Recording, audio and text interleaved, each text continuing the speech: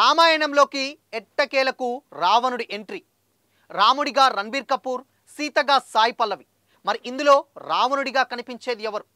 ఇంతవరకు దాచిన ఆ సస్పెన్స్ ఏంటి? ఈ వీడియోలో తెలుసుకుందాం.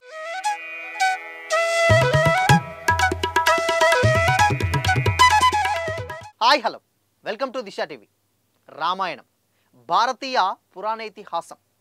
రామాయణం కథగా చాలా సినిమాలు వచ్చాయి, అది కూడా అందరికీ తెలిసిందే.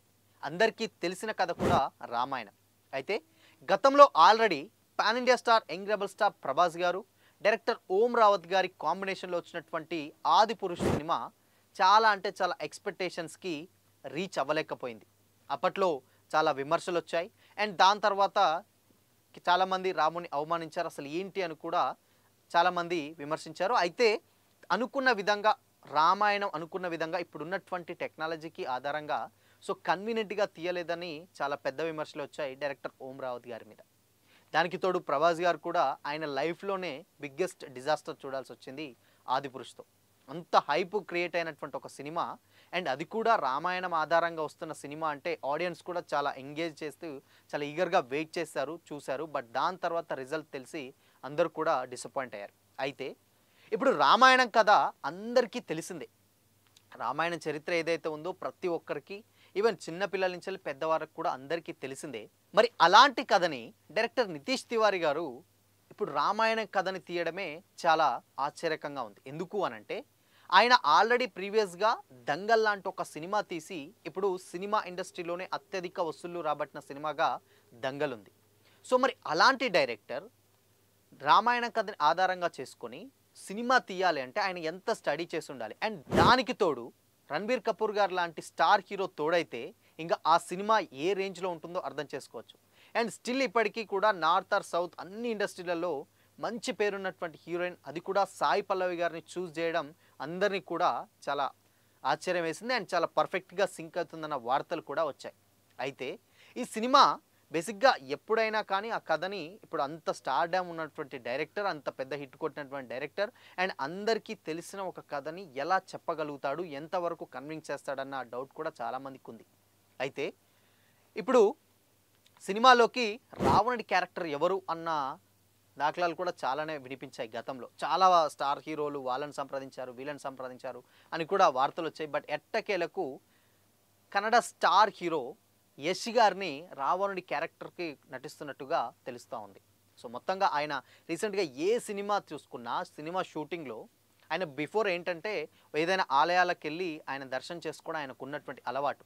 రీసెంట్గానే శ్రీ ఉజ్జయిని మహంకాళేశ్వర్ ఒక టెంపుల్కి వెళ్ళి యష్ గారు దర్శించుకున్నటువంటి ఫొటోస్ కూడా సోషల్ మీడియాలో వైరల్గా మారాయి. అది కూడా అందరికీ తెలిసిందే. అండ్ దాని తర్వాత ఏప్రిల్ చివరి వారం నుంచి వెళ్ళి రామాయణం పార్ట్ 1 షూటింగ్ అక్కడే జరుగుతుంది. దాంట్లోకి యష్ గారు అడుగు పెడుతున్నారన్న వార్త కూడా చాలా గట్టిగా వినిపించాయి. అండ్ చాలామందికి డౌట్ రావచ్చు, యష్ గారు ఆల్రెడీ టాక్సిక్ అనే ఒక సినిమా చేస్తున్నారు కదా. ఎస్, చేస్తున్నారు. ఆ సినిమా కూడా ఆల్రెడీ రిలీజ్ డేట్ కూడా అనౌన్స్ అయింది. కాకపోతే షూట్ అంతా కంప్లీట్ అయ్యి ఆల్రెడీ ఇంగ్లీష్ అండ్ తెలుగు రెండు సేమ్ టైం ఎట్టకేలకు రిలీజ్ అవబోతుందనే అనౌన్స్మెంట్ కూడా ఇచ్చారు. బట్ దాని సినిమా తర్వాత షూట్ పార్ట్ కంప్లీట్ అయిపోయింది. ఇంకా విఎఫ్ఎక్స్, సీజీకి సంబంధించిన వర్క్స్ ఉన్నాయి. ఇప్పుడు ఏప్రిల్ చివరి వారం నుంచి వెళ్ళి యష్ గారు రామాయణం పార్ట్ 1లోకి అడుగు పెడుతున్నారన్న వార్తలు కూడా వినిపించాయి. మొత్తంగా ఈ కాంబినేషన్ అనేది చాలా డెడ్లీ కాంబినేషన్ అనే చెప్పాలి. అండ్ యష్ గారు ఆల్రెడీ కేజీఎఫ్లో ఆయన చేసినటువంటి పర్ఫార్మెన్స్ తెలుసు. అంటే ఒక వైల్డ్ క్యారెక్టర్, అది హీరోకున్న క్యారెక్టరేషన్ అలాంటిది. అలాంటి క్యారెక్టర్ని రావణుడిగా పెడితే ఎలా ఉంటుందో కూడా డెఫినెట్గా తెలుసు అందరికీ. అండ్ ఇన్ఫ్యాక్ట్ పక్కాగా కూడా వర్కౌట్ అవుతుంది. ఎందుకు అంటే ఆయన కటౌట్కి, ఆయన చేసే పర్ఫార్మెన్స్కి రావణుడి క్యారెక్టర్ కూడా పర్ఫెక్ట్ సెట్ అవుతుంది. అండ్ రాముడిగా రణబీర్ కపూర్ గారు చాలా బాగుంటారు, సీతగా సాయి పల్లవి గారు ఇంకా చాలా బాగుంటారన్న మాటలు కూడా వినిపించాయి గతంలో. బట్ అయినా కానీ ఇదొక తెలిసిన స్టోరీని, అంటే తెలిసిన చరిత్రని ఎలా కన్విన్సింగ్గా తీస్తాడనేది చాలామంది తెలుసు. చాలా సినిమాలు వస్తూ ఉంటాయి రామాయణం ఆధారంగా. అదే ఎగ్జాంపుల్కి ఆదిపురుషే కావచ్చు. బట్ ఎందుకు అది కనెక్ట్ అవ్వలేదు. మరి అలాంటి ఒక కథని ఎలా తీస్తారు, అంత గొప్ప చరిత్రని ఎలా తీయగలుగుతారనేది ఇక్కడ మెయిన్ పాయింట్. అండ్ అది కూడా స్టార్ డైరెక్టర్, దంగల్ లాంటి హిట్ ఇచ్చినటువంటి డైరెక్టర్ కాబట్టి డెఫినెట్గా ఆయన ఆబ్వియస్లీ చాలా జాగ్రత్తలు తీసుకుంటారు. అండ్ దీంట్లో కూడా చాలా పెద్ద స్టార్స్ కూడా నటిస్తున్నారన్నట్లయితే తెలుస్తుంది. ఫస్ట్ ఇలా ముగ్గురితోటి అయితే రివీల్ అయింది. బట్ మరిగా మిగతా ఆర్టిస్టులు ఎవరనేది అయితే ఇంకా పూర్తి డీటెయిల్స్ అయితే తెలియాల్సి ఉంది. సో రామాయణం డెఫినెట్గా ఆల్మోస్ట్ ఒక 900 కోట్ల బడ్జెట్ తోటి అయితే తెరకెక్కుతుంది అనమాట సినిమా.